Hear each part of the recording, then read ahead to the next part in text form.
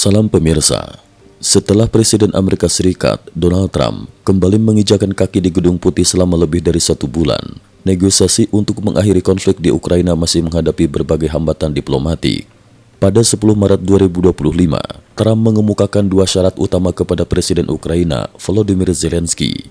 Syarat pertama menuntut agar Ukraina segera menggelar pemilihan umum, sedangkan syarat kedua meminta agar Ukraina menyerahkan sebagian wilayah sebagai bagian dari upaya perdamaian. Pada hari yang sama, dilaporkan Zelensky mengirimkan surat permintaan maaf secara pribadi kepada Trump terkait insiden yang terjadi di Oval Office. Langkah ini dipandang sebagai bagian dari strategi diplomatik yang kompleks di tengah kondisi perang yang masih berlangsung.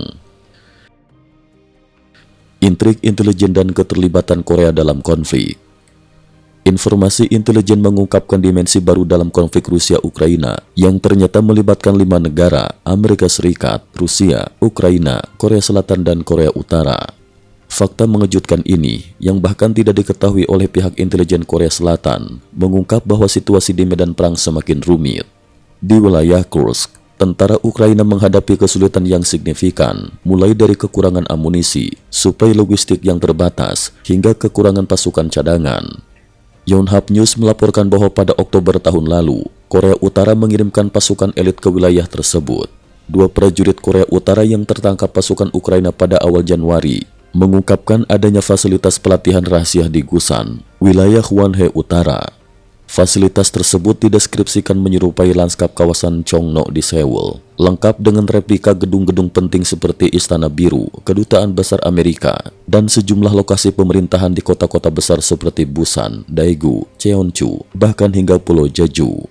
Selain itu, kedua prajurit tersebut menyatakan bahwa pejabat tinggi Departemen Pertahanan Korea Utara di Kursk dilaporkan memberikan informasi palsu kepada pasukannya, termasuk klaim bahwa operator drone Ukraina merupakan prajurit dari Republik Korea.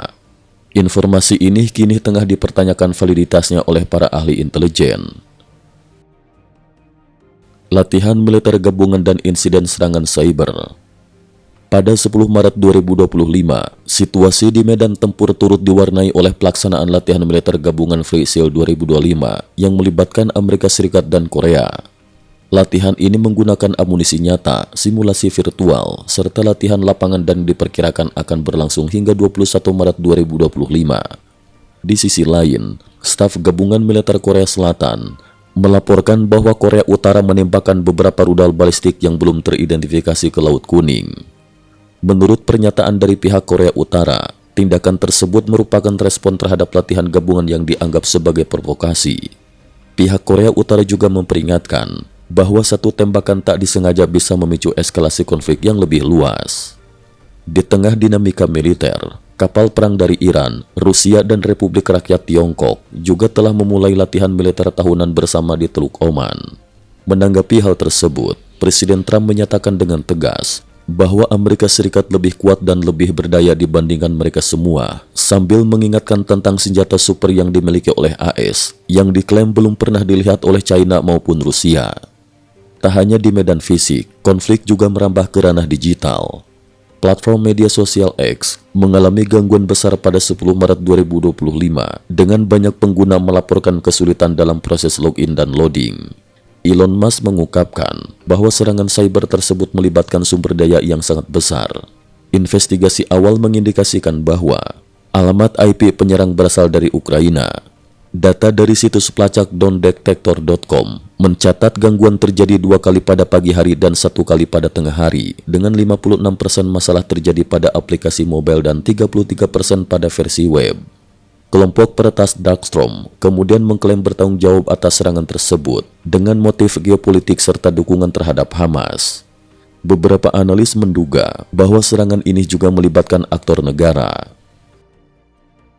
Isu nuklir dan upaya pengembangan senjata di tengah konflik.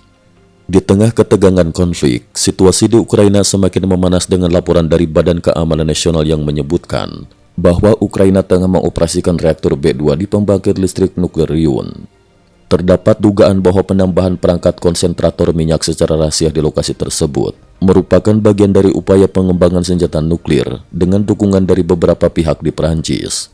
Perjanjian antara perusahaan nuklir nasional Ukraina dan perusahaan bahan bakar nuklir Prancis, Orano, yang ditandatangani pada 7 Maret, berfokus pada diverifikasi pasokan bahan bakar untuk meningkatkan keamanan dan kemandirian energi. Pembangkit Ryun, yang hanya berjarak 48 km dari perbatasan Belarus, diketahui menyimpan cadangan minyak senjata yang cukup untuk memproduksi 4 hingga 6 hulu ledak nuklir tipe balistik. Menanggapi potensi eskalasi tersebut, Direktur Jenderal Badan Energi Atom Internasional segera mengirimkan surat peringatan kepada Kiev guna mencegah sanksi internasional yang bisa berdampak serius terhadap stabilitas kawasan. Sementara itu, kondisi di medan perang juga menunjukkan adanya gangguan komunikasi di wilayah Kursk yang mengakibatkan penurunan kemampuan persepsi medan perang serta ketepatan serangan artileri pasukan Ukraina. Di sisi lain, laporan juga menyebutkan bahwa kerugian unit tank pasukan Rusia mengalami penurunan signifikan. Cukup sekian dulu, terima kasih atas perhatiannya.